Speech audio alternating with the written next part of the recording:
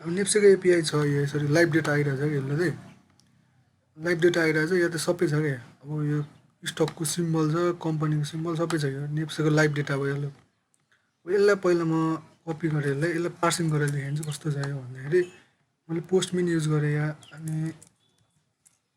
यहाँ गरेर मैले रिक्वेस्ट सेन्ड गरेर यस्तो रेस्पोन्स आउँछ क्या त्यहाँबाट यहाँ आइरहेछ एसटिएल फर्ममा आयो यसलाई जेसनमा लाँदाखेरि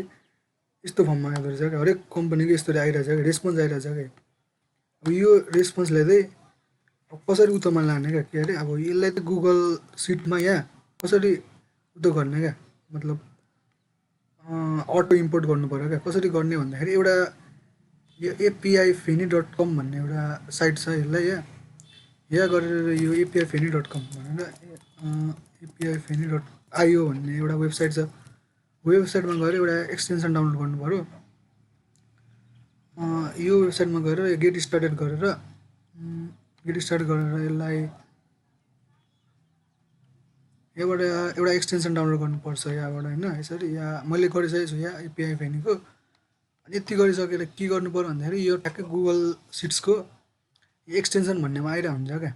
एक्सटेन्सनमा आइरहेको हुन्छ यहाँ मैले एपिआई फेनी कनेक्टर छ यहाँ मैले इनेबल एपिआई फेनी गरेँ भने के हुन्छ भन्दाखेरि यहाँ हाम्रो आउँछ क्या एपिआई कल हुन्छ क्या एपिआई कलबाट डाटा अटो इम्पोर्ट हुन्छ क्या यसरी यहाँ एपिआईको युआरएल पाथ यहाँ छ होइन यहाँ मैले यही एपिआईलाई मैले कपी गरेँ यसरी कपी गरेर मैले यहाँ गरेर पेस्ट गरेँ एपिआईको युआरएल पेस्ट गरेँ भने यहाँ अटो इम्पोर्ट हुन्छ क्या म्यानुअल्ली गर्नु परेन आफै इम्पोर्ट भइदिन्छ क्या अब नेप्सेको लाइभ डेटा यहाँ आउँछ मैले यसलाई रन गरेँ भने अब रन देखायो यहाँ आफै अटो इम्पोर्ट हुन्छ क्या रन हुँदैछ भयो यसरी आयो क्या सबै अब लाइभ डेटा देखाएछ सिम्बल एलटिपी भ्यालु देखाइन्छ अनि पर्सेन्टेज चेन्ज लो हाई अनि कम्पनी के अरे कम्पनीको फुल नामसम्म देखाइन्छ यसरी अब यहाँ सपोज मैले नोबेल ब्याङ्कको हेरेँ भने नोबेल ब्याङ्क कहाँ छ यहाँ नोबेल यहाँ रहेछ नोबेल ब्याङ्कको एलटिपी भ्यालु कहिले कति रहेछ 935 रहेछ पर्सेन्टेज चेन्ज देखाइरहेछ हाई लो सबै देखाएको छ नोबेल ब्याङ्क लिमिटेड कम्पनीको सिम्बल यसरी सबै देखाइन्छ क्या यो एपिआईको डेटालाई चाहिँ गुगल के अरे गुगल सिट्समा कसरी अटो इम्पोर्ट गर्ने तरिका भएको यसले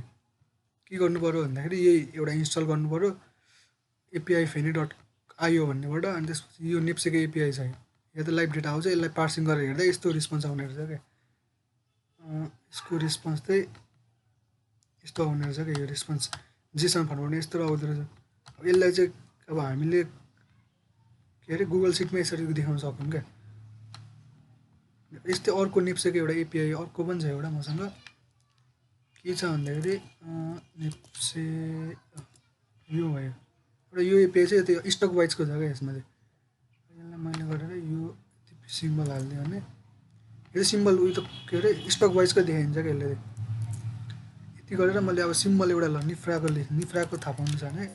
यसरी एउटा रेस्पोन्स आउँछ क्या यहाँबाट यो भयो यो एउटा मैले युआरएल भयो होइन यसको रेस्पोन्स मैले जेसन फर्मेटमा हेर्नु पऱ्यो भने अलिकति यसले सिस्टमाइज गरिदिन्छ यसले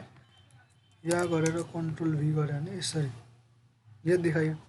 यसको रेस्पोन्स कस्तो आउँछ भन्दाखेरि यहाँ लोड यस्तो यसरी रेस्पोन्स आउँदो रहेछ जेसन फर्मेटमा यसरी रेस्पोन्स आयो अब यो रेस्पोन्सलाई हामी गुगल ट्रान्सलेटमा हरेकको हेर्नु छ भने के गर्नु पऱ्यो यही गएर यहाँ गएर यसलाई एउटा कम्पनी वाइजको हेर्नु छ भने यसरी गरेर सिम्बल मात्रै चेन्ज गरिदिँदा आफै यहाँ इम्पोर्ट हुन्छ क्या भनेको यसलाई रन गरेर मैले रन गरेँ भने यसरी देखाइन्छ लोड हुँदैछ आइडी भनेको निफ्रा भयो कम्पनी सिम्बल यस्तो भयो निफ्रा एलटिपी भ्यालु सबै आयो क्या त्यस्तै अर्को मैले के हेर्नु छ अरे ल मध्य भुटेको सिम्बल एमबिजेसी होला सायद त्यो सिम्बल यसको रन गरेर हेऱ्यो भने यहाँ आफै आउँछ क्या यो देखाइन्छ यो चाहिँ उतो वाइज भयो क्या यसले के अरे कम्पनी वाइज भयो यसको एलटिपी भ्यालु 291 रहेछ त्यस्तै अर्को मैले नोबेलको हेर्नु छ भने नोबेल छैन एनएबिआइएल नोबेलको हेर्नु छ भने यहाँ देखाइन्छ यसरी यहाँ उतो हुँदैछ एपिआई रन हुँदैछ डाटा फेच हुने काम हुँदैछ फेच भएर यहाँ आफै देखाइन्छ सिम्बल आइडी नोबेल भइहाल्यो सिम्बल नोबेल यसको यो हुन्छ कम्पनी नै नोबेल ब्याङ्क एलटिपी भयो यसरी देखाइन्छ क्या यो दुइटा एपिआई छ एउटा यो चाहिँ के उतो वाइज देखाउँछ यसले चाहिँ कम्पनी वाइज देखाइन्छ यसले चाहिँ पुरा होल देखाइन्छ क्या लाइभ डेटा भइहाल्यो दुइटा एपिआईहरू छ यसको लागि चाहिने भनेको यो हो क्या।